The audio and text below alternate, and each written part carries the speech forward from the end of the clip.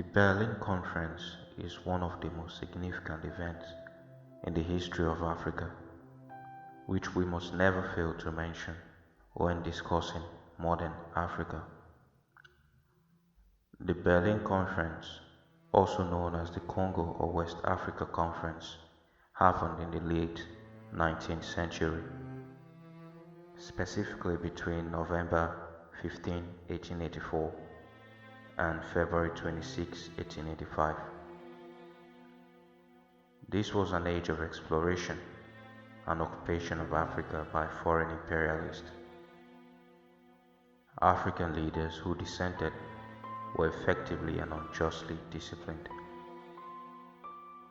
One example is that of King Jaja of Obobo, the slave who became head of state.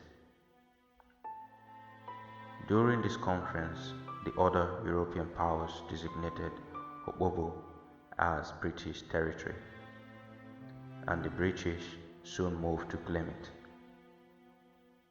When Jaja refused to cease taxing British traders, Henry Hamilton Justin, a British vice-consul, invited Jaja to negotiations in 1887.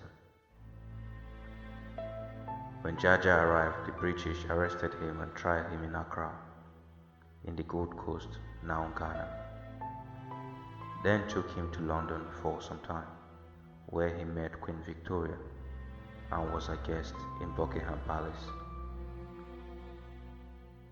After some other turbulent history, he was exiled to St. Vincent in West Indies. Plans were also made for him to be relocated to Barbados. In 1891, Jaja was granted permission to return to Obobo, but died en route, allegedly poisoned with a cup of tea. Following his exile and death, the power of Obobo state rapidly declined.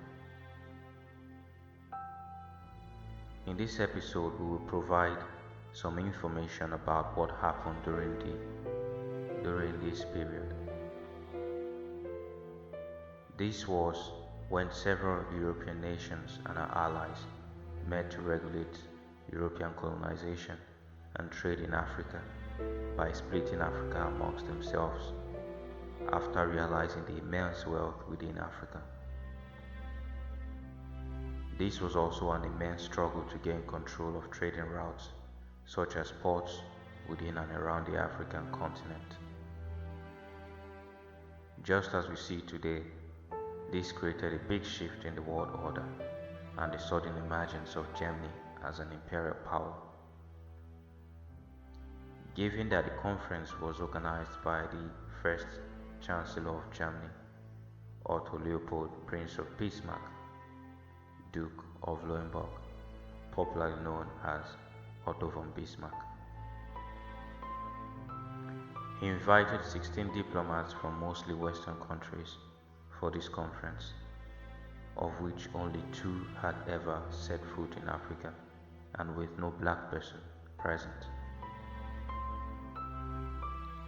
This conference bettered the General Act of the Berlin Conference and overruled African autonomy and self-governance by putting the interest of the colonizers first.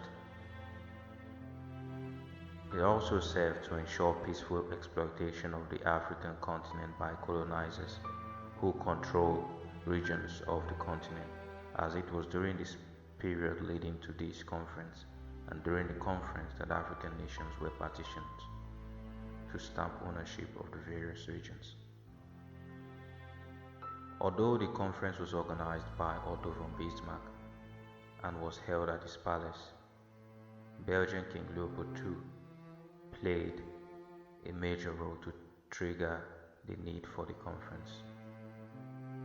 14 nations in Europe and the United States met to create a joint policy for the exploitation of the wealth of the African continent to avoid conflicts among themselves. These countries and their representatives are the German colonial empire, represented by Otto von Bismarck, Otto von Hartsfield, Clement Bosch, Heinrich von Cashel. The Austrian colonial empire, represented by Emmerich Felso-Wiedeck. The Belgian colonial empire, represented by Gabriel Auguste and Augustin Lambermoth. The Danish colonial empire, represented by Emil Wind.